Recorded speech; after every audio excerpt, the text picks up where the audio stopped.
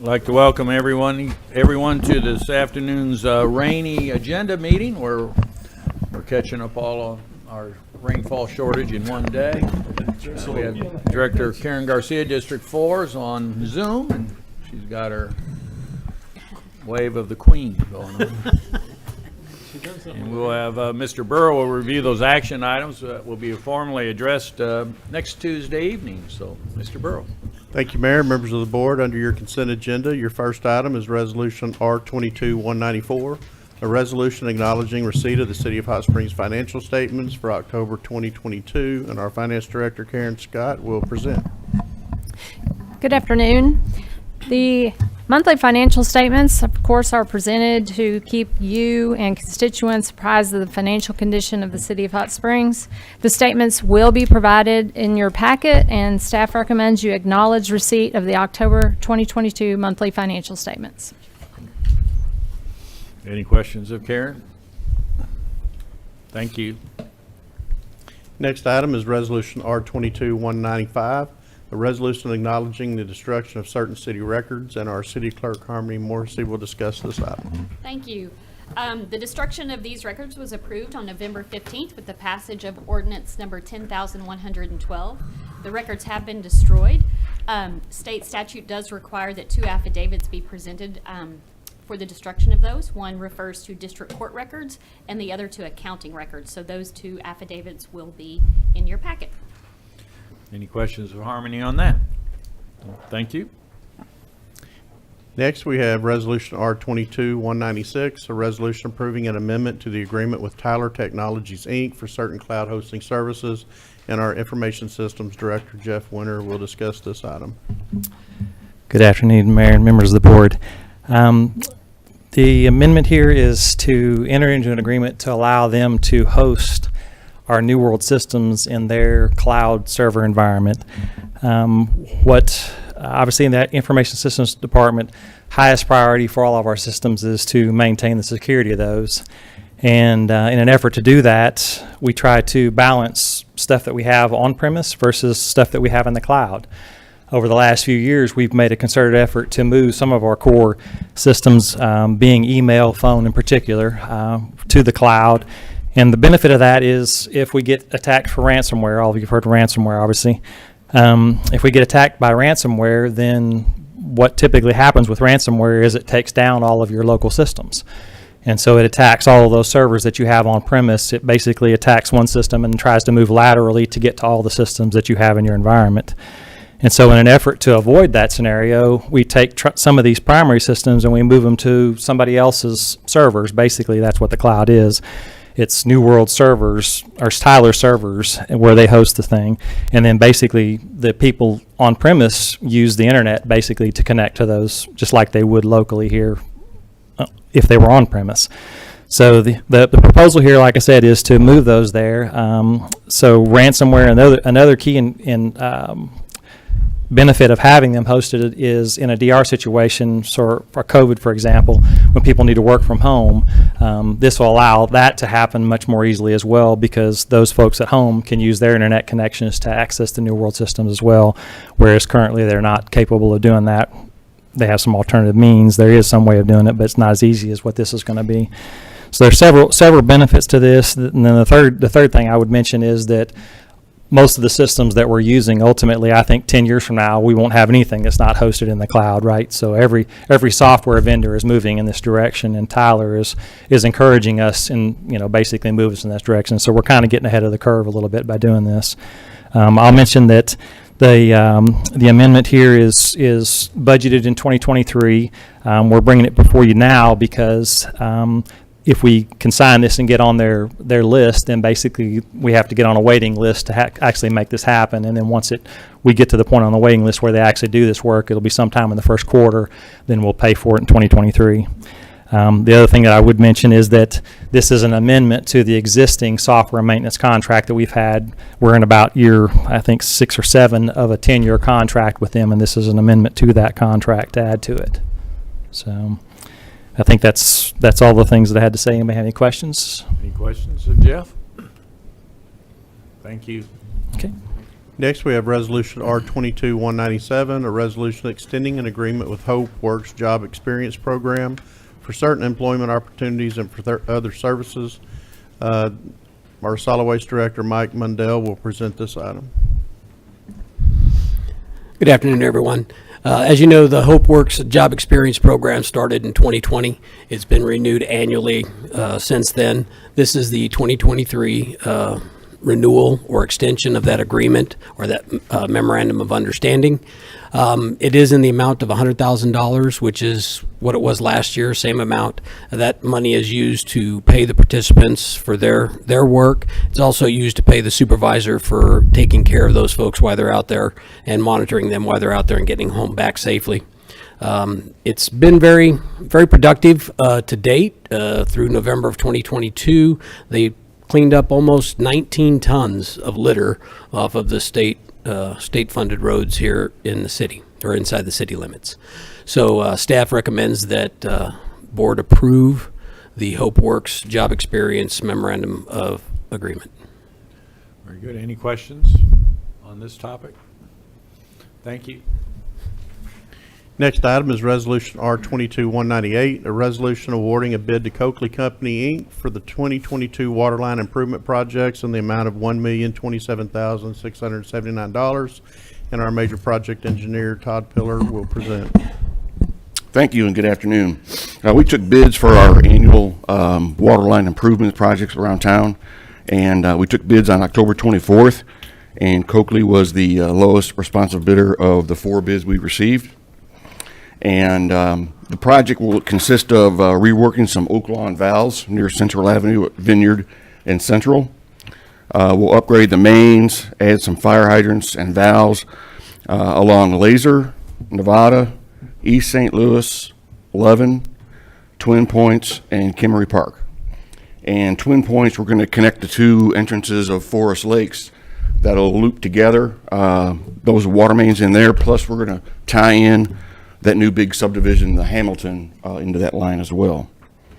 And Kimmery Park is a 12-inch line that is sharing between our 2 pressure planes, the Twins and the Music Mountain pressure planes. The funds will come out of the board-approved 2022 annual water distribution budget, and the total base price again from Coakley was $1,027,679. Questions of Todd on this topic? Thank you.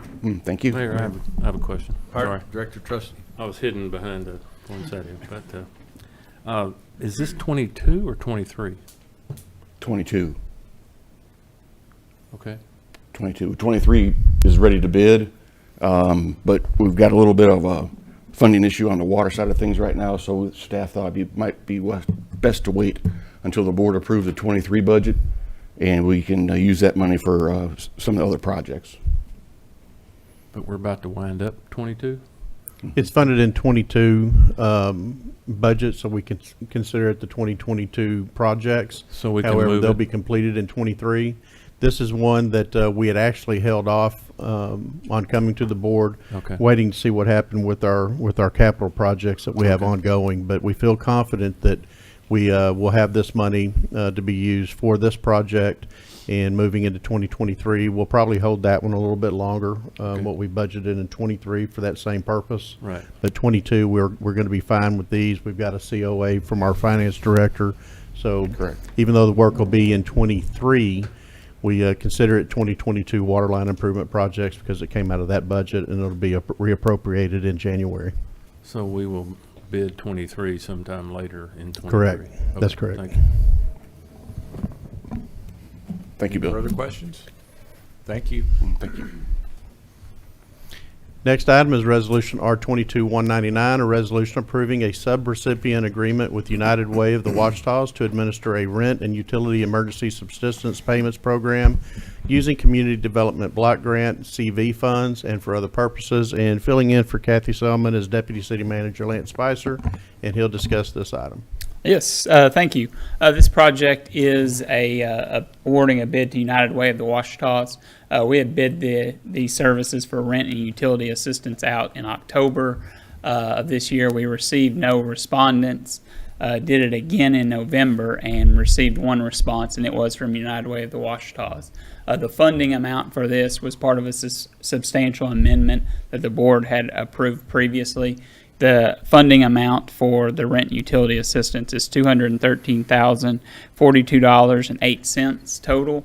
United Way of the Washita's, they have administered programs like this in the past, just not for the city. This is our second iteration of rent and utility assistance. We've done rent and utility and food assistance programs with the CDBG-CV funds. These are from the CARES Act of 2020.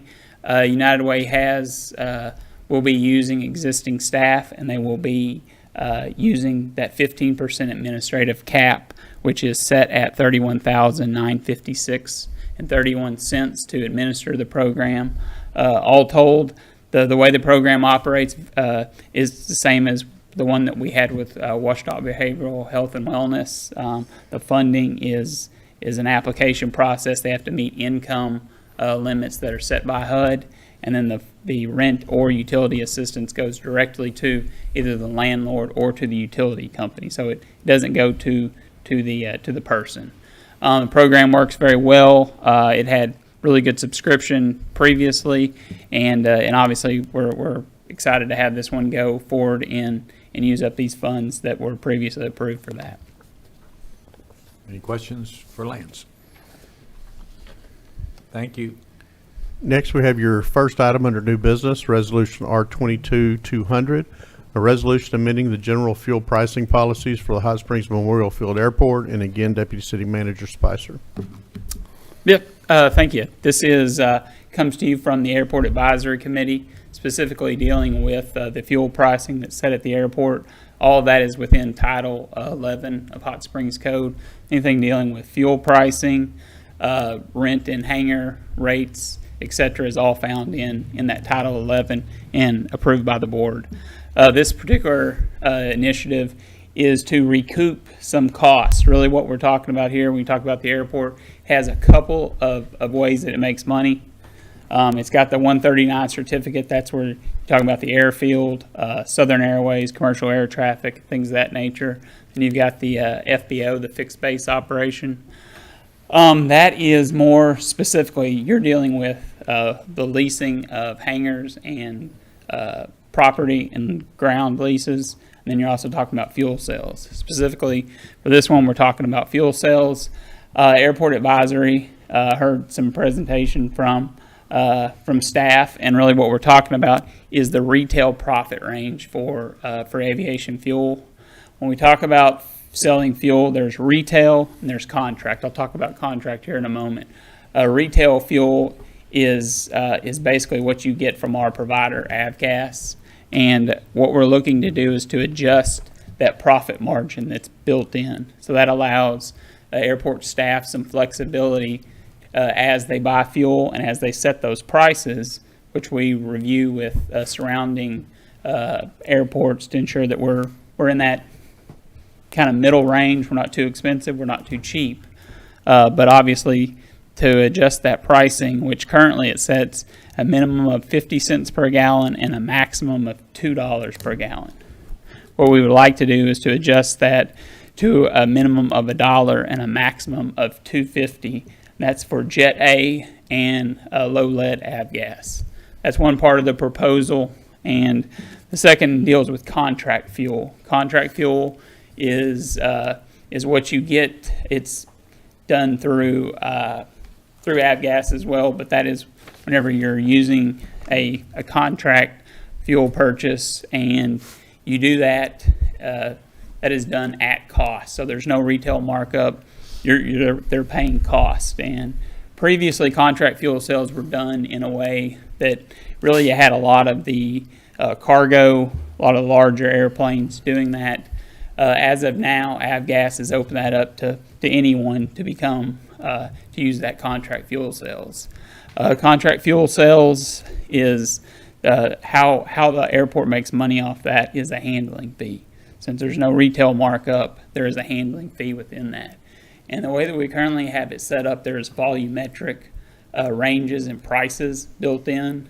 So what we're looking to do is to adjust that volumetric pricing. And it'll be in your packet. I don't want to bore you with some of the statistics, but all told, I think about 72% of the fuel sold is under 300 gallons. So you're talking about staff having to deal with smaller fuel cells as opposed to some of the larger ones. What we are proposing to do is to adjust that handling fee for anyone that takes from 1 to 50 gallons up to $2, and it's a sliding scale. So the more fuel you take, the lower that handling fee is. Currently, the handling fee is for 1 to 99 gallons, and that is at $1.75.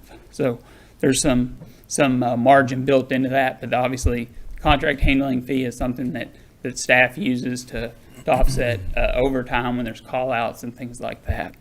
All told, you're looking at approximately, if fuel cells stay the same from the past year, approximately $40,000. It's not a tremendous amount of money, but obviously when you're talking about 70% of the airport's budget comes from fuel cells, up to it's a tremendous amount of money over time. But I'll entertain any questions that you may have.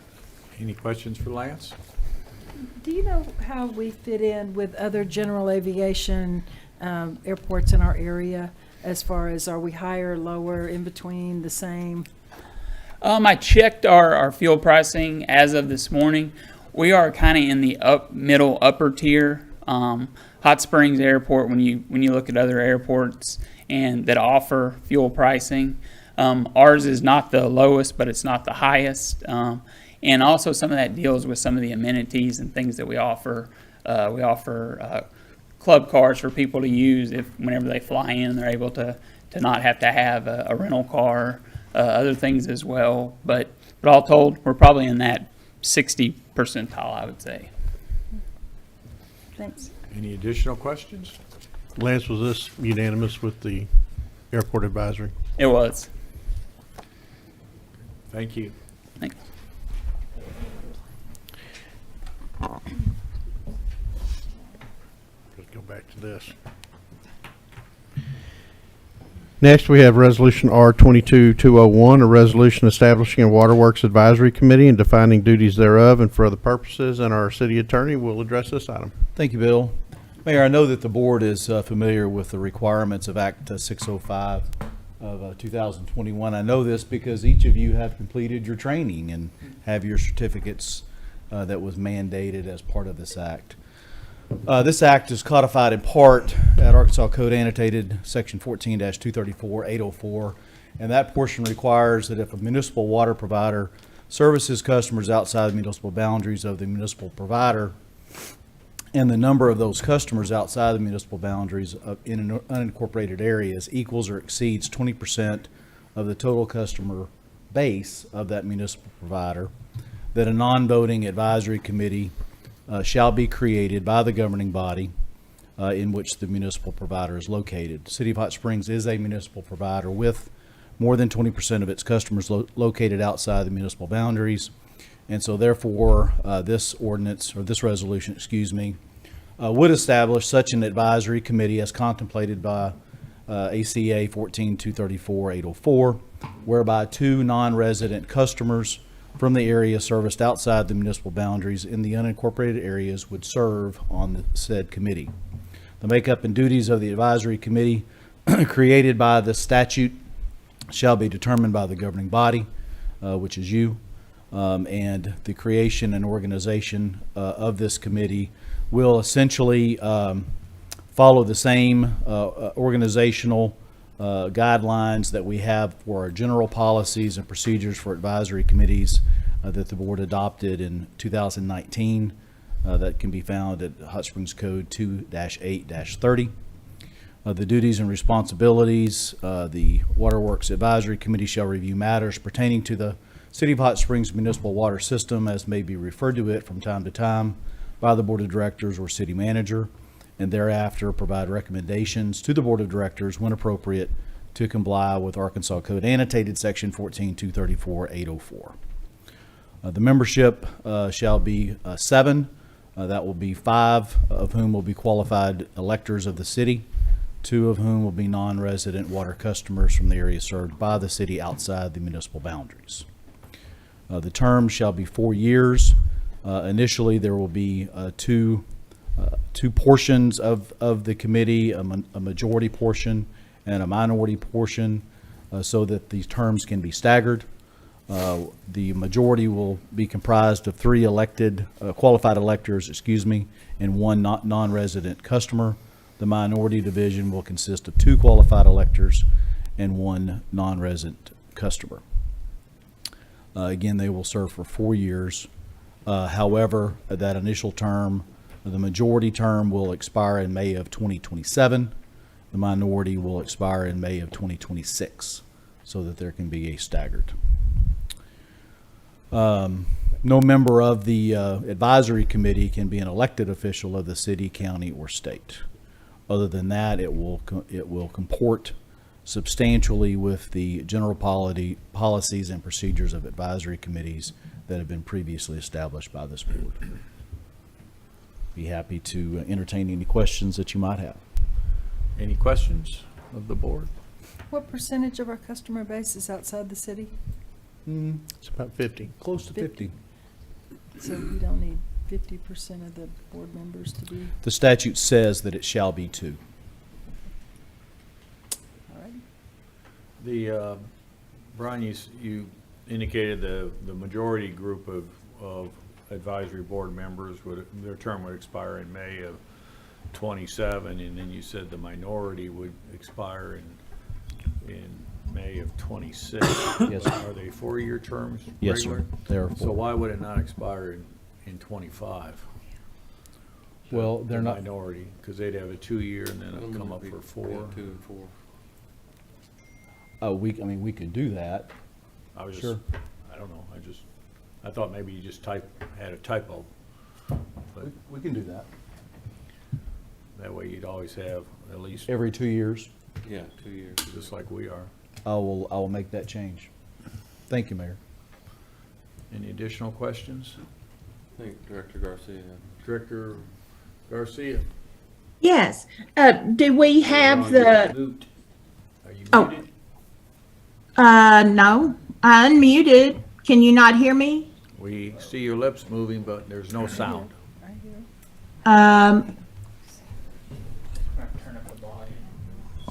Give us just a sec. Sheila's going to go see if she can turn the volume up. Oh, okay.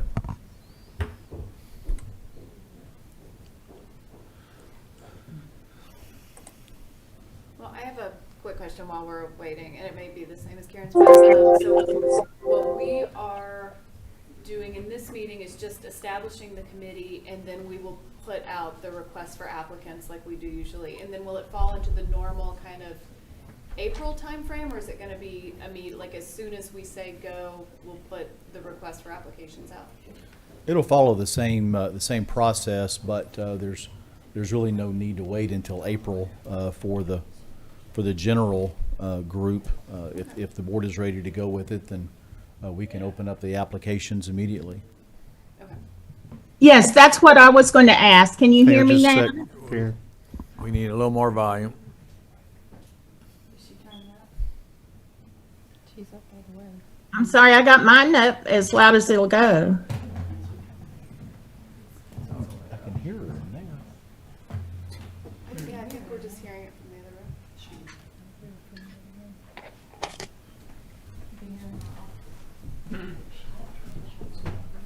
So you're saying the legislation says to, Yeah. that comes from the state? Yeah.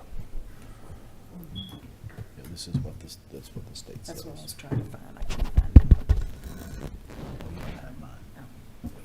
You still can't hear? Next week.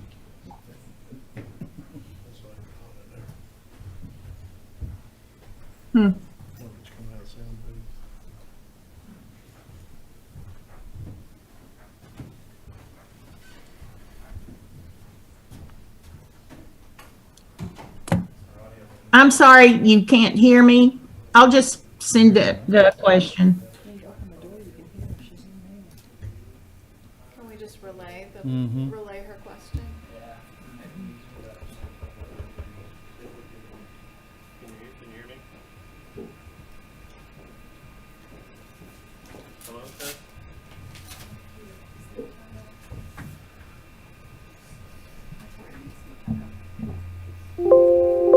Brian, are you the lead on the STR? Yes, sir. Why don't we go ahead and do the STR?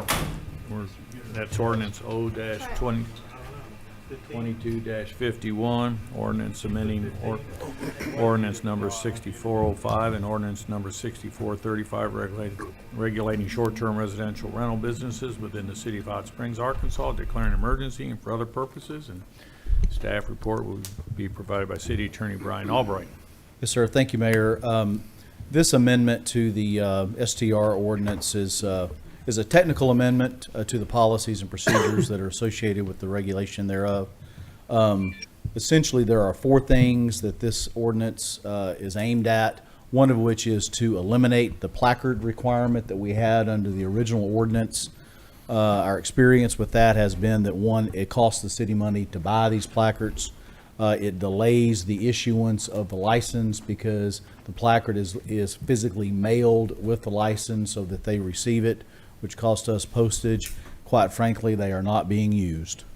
The police and the fire have access to the information that is contained on the placard, so we're not that concerned. Police and the fire are not that concerned about not having that information. They have access to it. Having the placard has not proved to be a big benefit for the city in regulating this. So recommendation is to eliminate that requirement. Second thing is to clarify that the minimum initial and annual fee associated with an STR license is $200. As the board will recall, the fee is $50 per occupant, per maximum occupant, and we have a rule in our STR ordinance that it's 2 plus 2, 2 per bedroom plus 2. And so there has been some bickering, I'll acknowledge, with some of the applicants that they didn't feel like they had a separate bedroom and so shouldn't be charged the 200. They wanted to be charged 100. This would set a minimum fee at 200. Would also provide for a processing fee of $100 for the transfer of a license when that transfer is being made as authorized under the ordinance. That's simply just an administrative fee. The fourth item, which brought about a little bit more creativity, we have now, the board has now limited the number of SUPs to 400, which means in residentially zoned areas that are not otherwise exempt because they're in an HPR or they're in a PD that is subsequently approved by the board. The limit is 400. As you know, it was 500 for 2022. The 400 begins in 2023. We are somewhere between 4 and 5. And so the board has previously passed ordinance that says if it's over the 400 beginning on January 1, that number, which exceeds the 400 cap, will still be eligible for renewal. So we are over 400. So we're going to have some that are going to be eligible. That may or may not happen. And as the board knows, ultimately a license that's not renewed expires at lapse on May 1st of any given year.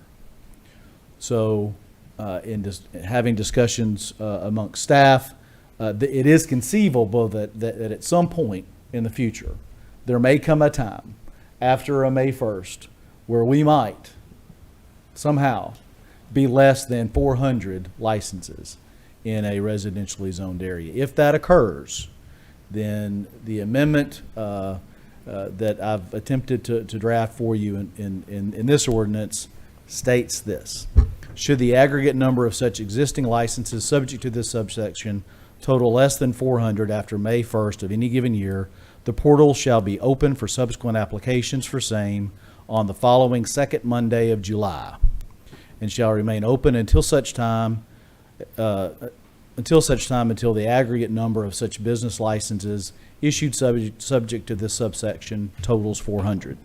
Once the aggregate number of such licenses issued reaches 400, the portal will be closed and the processing of any pending application shall cease. The portal shall not reopen for applications subject to this subsection unless and until the aggregate number of such licenses total less than 400 after May 1st of the subsequent year. And thereupon the portal will reopen again and on the following second Monday of July, and the process shall continue thereafter year to year. Very good. Any questions of Brian?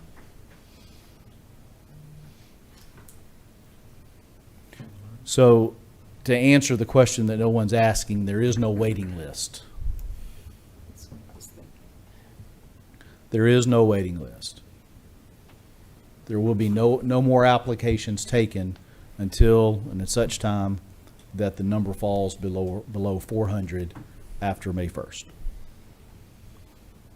Question. Director Trustee?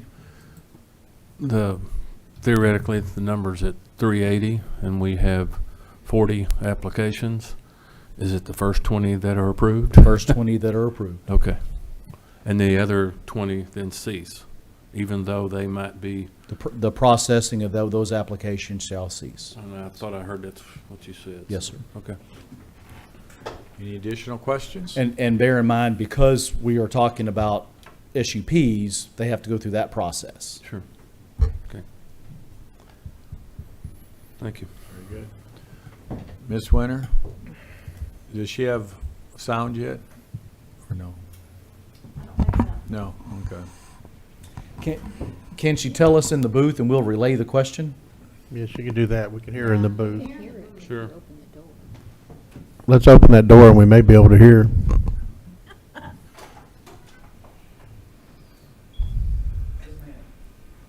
Karen, we'd like to answer your question if we can even have it relayed.